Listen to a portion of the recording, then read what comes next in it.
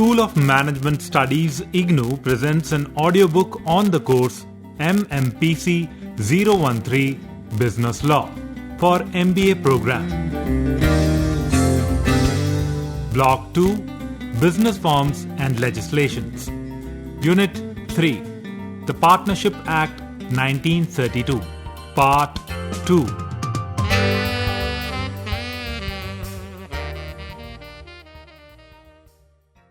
Formation and registration of partnership. Formation of partnership. Partnership comes into existence by contract, and this contract may be written or oral or implied, which is inferred from the conduct of the parties in business circumstances. According to the definition of partnership under the Indian Partnership Act 1932, there must be an agreement between the partners of a partnership firm. To constitute a valid contract, the parties to the contract must be competent to the contract, their consent must be free, and objective should not be forbidden by law or immoral or opposed to public policy. However, two exceptions may be noted here. Number 1. A minor may be admitted to the benefits of an existing partnership firm with the consent of all other partners. And number 2, as relations of partners inter se are that of agency, no consideration is required to create the partnership. Partnership deed. As already stated, the agreement of partnership may be oral, but it is advisable to have it in writing so as to avoid any future disputes. The written document that contains the mutual rights and obligations of partners is known as partnership deed. The deed must be stamped according to the provisions of the Indian Stamp Act, and copy of the same must be given to each partner, and at the time of registration, a copy of the deed should be filed with the registrar of firms. The partnership deed is not a public document and therefore binds only third parties so far as they have notice of it. Contents of partnership deed. The exact terms of the partnership deed or agreement will depend upon the circumstances, but generally, a partnership deed contains certain covenants. They are: number 1, the firm name, date of establishment, and duration of partnership. Number 2, full names and permanent addresses of all the partners and the date when each partner joined the firm. Number 3, nature and scope of business, the place or principal place of business of the firm. Number 4, total capital and the contribution by each partner. Number 5, provision for further capital and loans by partners to the firm. Number 6, partners' drawings. Number 7, interest on capital, loans, drawings, and current account. Number 8, salaries, commission, and remuneration to partners. Number 9, profit sharing ratio of partners. Number 10, guideline for maintaining proper books of accounts, inspection and audit, bank accounts, and their operation. Number 11, rights and duties of the partners.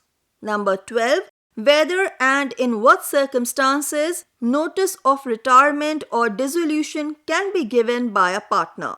Number 13, provision that death or retirement of a partner will not bring about dissolution of partnership. Number 14, valuation of goodwill on retirement, death, dissolution, etc.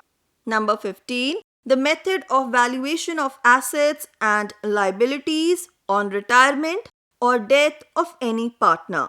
Number 16, provision for expulsion of a partner. Number 17, provision regarding the allocation of business activities to be performed by individual partners. And number 18, the arbitration clause for the settlement of disputes. The terms contained in the partnership deed may be varied with the consent of all the parties, and such consent may be express or implied by a course of dealing as per Section 11, Clause 1 of the Act. Registration of partnership. Registration of partnership is not mandatory in India, but registering with a document deed puts into black and white all the intentions and the purposes of the partnership as well as its functioning. However, it is to be noted that registration only creates an instance or evidence of the existence of partnership and not a creation of a legal entity. Registration means getting the firm registered with the registrar of the firm in the area where the business is situated or proposed to be situated. Application for registration. The registration of a firm may be effected at any time by sending through post or delivering to the registrar of the area in which business of the firm is situated or proposed to be situated a statement in the prescribed form and accompanied by the prescribed fee stating number 1. The name of the firm, number 2. The place or principal place of business of the firm, number 3. The names of any other places where the firm carries on business, number 4. The date when each partner joined the firm, number 5. The names in full and permanent addresses of the partners, and number 6. The duration of the firm. The statement shall be signed and verified by all the partners or by their agents specially authorized in this behalf as per Section 58. Registrar, on being duly satisfied, record an entry of the statement in Register of Firm and then issue a certificate of registration. The firm which is registered shall use the brackets and word registered immediately after its name. If any change is made in the stated points, same should be duly notified to the registrar so that the same is incorporated in the register of the firm. Effects of non-registration. Non-registration as per Section 69 leads to certain effects. They are number 1. The partners of a firm cannot sue each other or the firm for enforcing any right arising from a contract or conferred by the Partnership Act. Number 2. The firm cannot institute a suit against a third party. Thus, the firm cannot sue but can be sued. And number 3. The third party can sue the firm as well as any partner. However, the Act allows certain suits. They are number 1. A suit for the dissolution of a firm. Number 2. A suit for rendering of accounts of a dissolved firm. Number 3. A suit for realization of the property of a dissolved firm. Number 4. A suit or claim of set-off, the value of which does not exceed 100 rupees. Number 5. A proceeding in execution or other proceeding incidental to or arising from a suit or claim for not exceeding 100 rupees in value. Number 6. A suit by a firm which has no place of business in the territories to which the Indian Partnership Act extends. Number 7. A suit for the realization of the property of an insolvent partner. And number 8. A suit by a firm whose places of business are situated in areas which are exempted from the application of Chapter 7 of the Indian Partnership Act 1932. Exceptions. Non-registration of a firm does not, however, affect these rights. These rights are number 1. The right of third parties to sue the firm or any partner. Number 2. The right of partners to sue for the dissolution of the firm or for the settlement of the accounts of a dissolved firm or for realization of the property of a dissolved firm. Number 3. The power of an official assignee, receiver of court, to release the property of the insolvent partner and to bring an action. Number 4. The right to sue or claim a set-off if the value of suit does not exceed rupees 100 in value. And number 5. The right to suit and proceeding instituted by legal representatives or heirs of the deceased partner of a firm for accounts of the firm or to realize the property of the firm.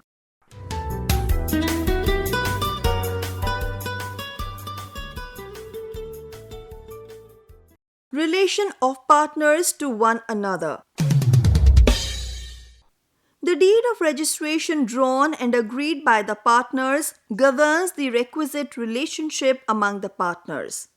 In the event where there is no specific mention of mandatory relationship as per Section 9 Clause 17 are applicable, these cover the general duties of a partner, the duty to indemnify for loss caused by fraud, the conduct of business, mutual rights and liabilities, as well as property of firm, profits, etc. Rights of partners. Unless otherwise agreed by the partners, there are certain rules which apply. They are: number 1, right of partners in normal course. Under this, there are 9 rights. Number 1, right to participate in the conduct of the business as per Section 12, Clause A. Every partner has a right to take part in the conduct and management of the business. Number 2, right to be consulted as per Section 12, Clause C. Every partner has a right to express his opinion before the matter is decided, but no change may be made in the nature of the business without the consent of all the partners. However, the ordinary matters connected with the business may be decided by majority of the partners. Number 3, right of access to books as per Section 12, Clause D.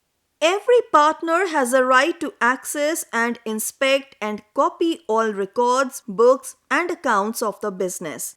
Number 4, right of legal heirs or their duly authorized agents as per Section 12, Clause E. The heirs or legal representatives or the duly authorized agents of deceased partner shall have a right of access to and to inspect and copy any of the books of the firm. Number 5, right to share profits as per Section 13, Clause B. Unless there is a contract to the contrary, the partners are entitled to share equally in the profits and shall contribute equally to the losses sustained by the firm. There is no connection between the proportion in which the partners shall share the profits and the proportion in which they have contributed towards the capital of the firm. Number 6, interest on advances as per Section 13, Clause D.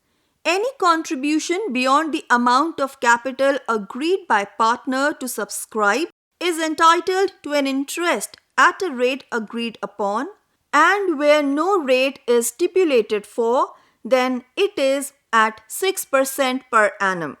But it is to be noted that a partner cannot claim interest on capital unless there is an agreement to pay it. Number 7, interest on capital, Section 13, Clause C. A partner can be entitled to interest on capital if there is: number 1, an express agreement to that effect or practice of the particular partnership, or number 2, any trade custom to that effect, or number 3, a statutory provision which entitles him to such interest. This interest is payable only out of profit. Then comes right to be indemnified as per Section 13, Clause E. A partner is entitled to be indemnified by the firm for all expenses incurred by him. Number 1, in ordinary and proper conduct of the business, and number 2, for all payments made by him in respect of partnership debts or liabilities and disbursements made in an emergency for protecting the firm from loss if the payments or liability and act are such as a prudent man would make, incur or perform in his own case. If the payments, liability and act are such as a prudent man would make, incur or perform in his own case under similar circumstances. And last is right to use partnership property as per Section 15. Every partner is, as a rule, a joint owner of the partnership property and has it applied exclusively for the purpose of the partnership. Right of partners in special circumstances. Number 1. Right in emergency, Section 21. A partner has power to act in an emergency for protecting the firm from loss. Number 2. Right to prevent admission of new partner, Section 31. A new partner can be admitted only with the consent of all the partners. Therefore, the dissenting partner has right to stop admission of a partner. Number 3. Right to retire. A partner may retire and under it there are 3 conditions. The first condition is with the consent of all the partners. Secondly, in accordance with an expressed agreement by partners. And thirdly, by giving notice where the partnership is at will according to Section 32, Clause 1C. Number 4. Right to continue as partner. Every partner has a right to continue in the partnership and not to be expelled from firm by any majority of the partner, as per Section 33, Clause 1. Number 5. Right of an outgoing partner to carry on competing business, Section 36. An outgoing partner may carry on a business competing with that of the firm and he may advertise such a business but subjected to contract to the contrary he may not. Firstly, use the firm's name. Secondly, represent himself as carrying on the business of the firm.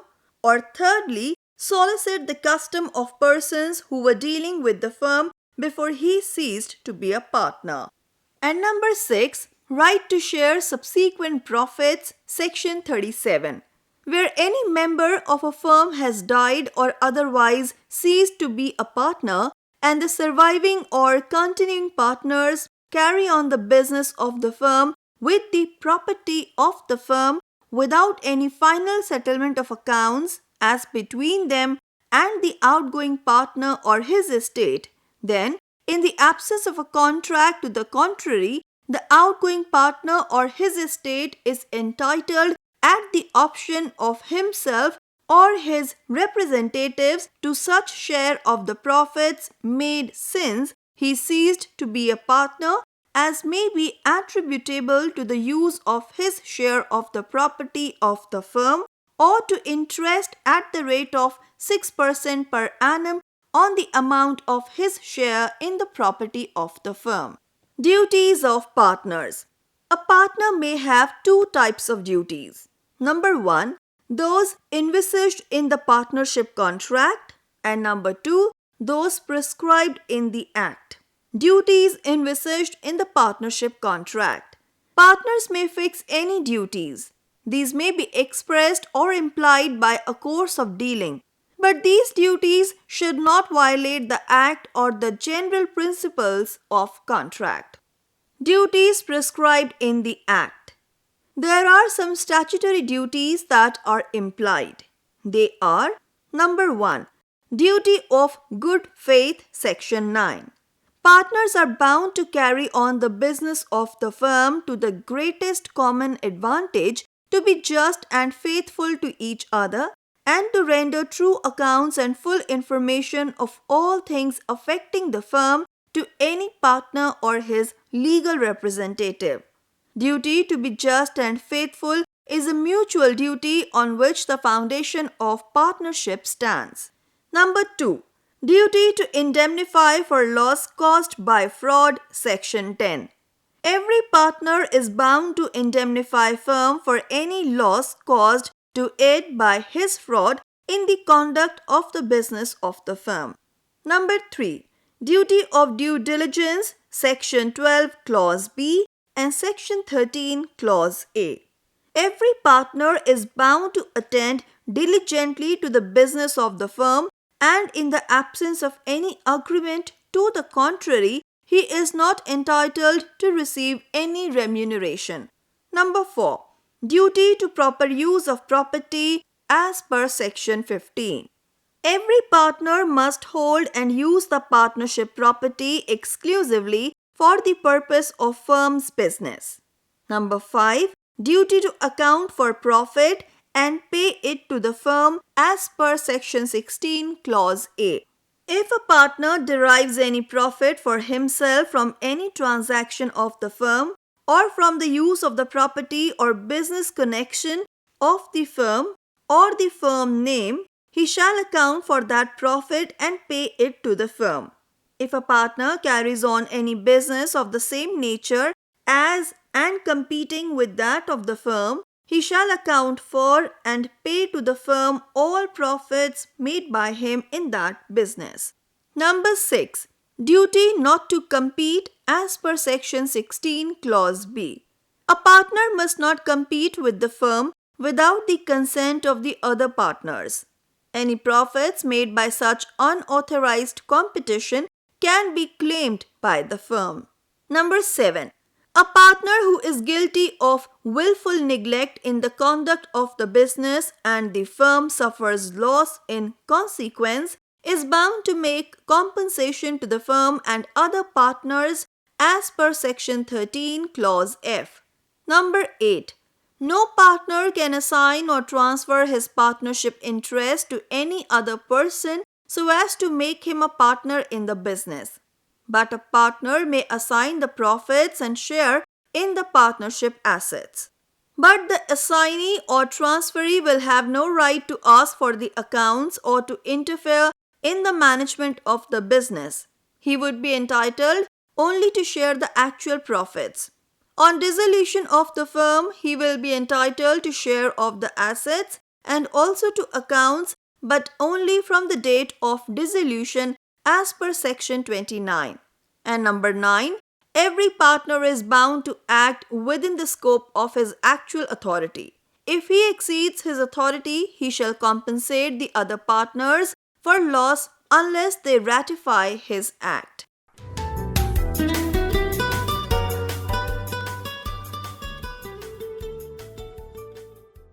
Relation of partners to third parties. There are two sets of relationships. First, the relationship between the partners themselves, which are implied relations due to the rights and duties arising out of contracting partnership. Second, relations of partners to third parties consist of the business carried on by one or all members of the firm in the name to the firm. They are responsible as a firm to their customers. Partners as agents. As already discussed, every partner is both a principal and an agent. Thus, the general law of agency is incorporated into the law of partnership. The acts of every partner which is done to carry on in the usual way the business of the kind carried on by the firm bind the firm and his partners unless number 1. The partner so acting has no authority to act for the firm in that matter. Number 2. The person with whom he is dealing knows that he has no authority, or number 3. Does not know or believe him to be a partner. Authority of a partner. The authority of a partner means the capacity of a partner to bind the firm by his act. This authority may be express or implied. Number 1. Express authority. The authority is said to be express when it is given by words, spoken or written. The firm is bound by all acts of a partner done within the scope of his express authority, even if the acts are not within the scope of the partnership business. Number 2. Implied authority.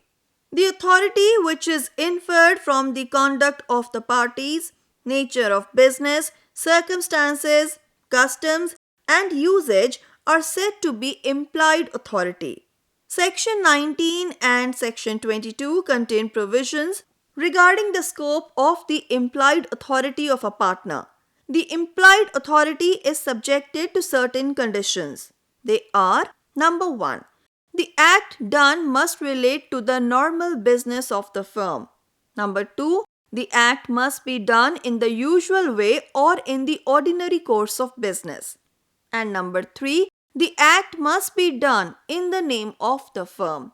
The general scope of implied authority is that it is limited to all that is just necessary to do the business and doesn't extend beyond that. Certain acts which are under the implied authority are: number 1. To sell firm's goods. Number 2. To purchase goods for the firm. Number 3. To accept any payment of debts due to the firm. And number 4. To engage and discharge employees. In a trading firm, that is, one which carries on business of buying and selling goods, a partner has some additional powers. They are: number 1. To borrow money on the firm's credit and to pledge the firm's goods for that purpose. Number 2. To accept, make and issue negotiable instruments in the firm's name. And number 3. To employ a solicitor or attorney on behalf of the firm. It is, however, open to the partners by means of an express contract to extend or limit the implied authority. But third parties will be bound by such limitations only when they have notice of such curtailment. All partners are liable jointly and severally for all acts or omissions binding on the firm, including liabilities arising from contracts as well as torts, as per Section 25. This is known as the liability of partners for the acts of the firm. But in order that an act done may be an act of the firm and therefore binding on the firm, it is necessary that the partner doing the act on behalf of the firm must have done that act in the name of and on behalf of the firm and not in his personal capacity. The act must have been done in the ordinary course of the business of the firm as per Section 19 Clause 1 and Section 22.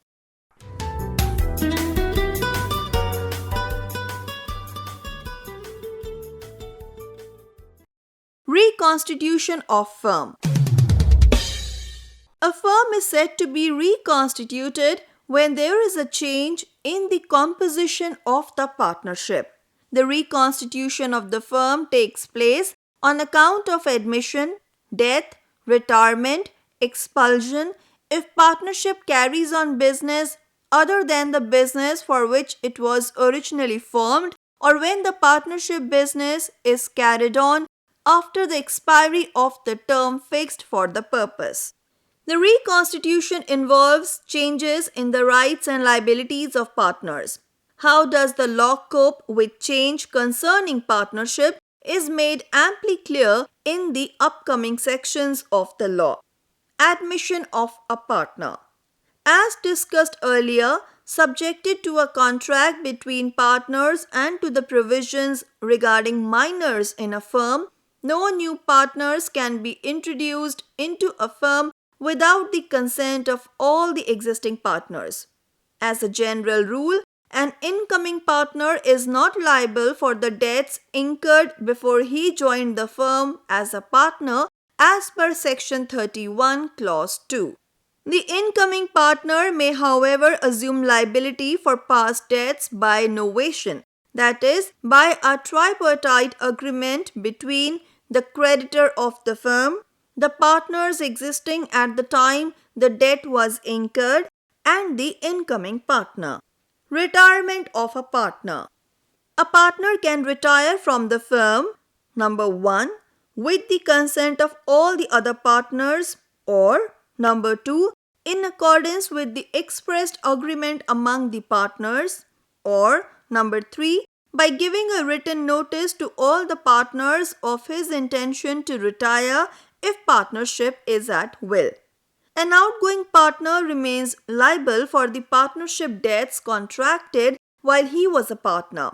He may, however, be discharged by novation, that is, by an agreement between himself, the new firm, and the creditors.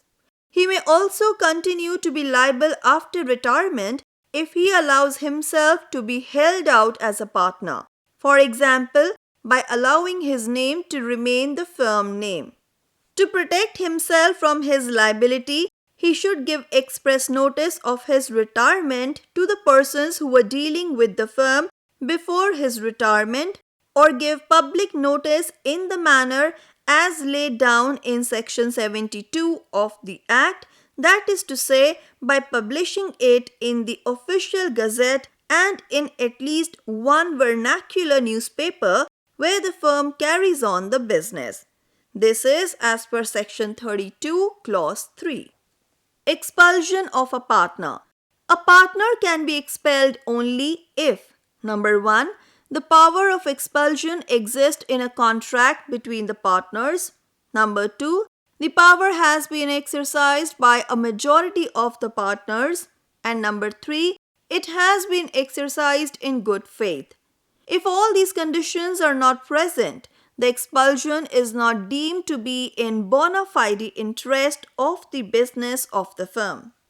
The rights and liabilities of the expelled partner are same as that of a retired partner. Death or insolvency. The estate of a partner who dies or who becomes insolvent is not liable for partnership debts contracted after the date of the death or insolvency. It will, however, be liable for debts incurred before death or insolvency as per Sections 34 and 35.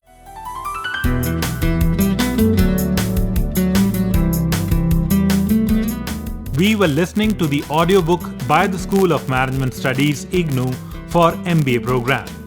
Course code MMPC-013 Business Law. Course coordinator Professor K. Ravi Shankar. Voiceover by Harpreet Kaur. Edited by Savita Rana. Program assisted by Tarannum Jahan and Jagbandhu Jana. Program produced by Dr. Manoj Kumar Singh. This program was brought to you by Electronic Media Production Center of Indira Gandhi National Open University.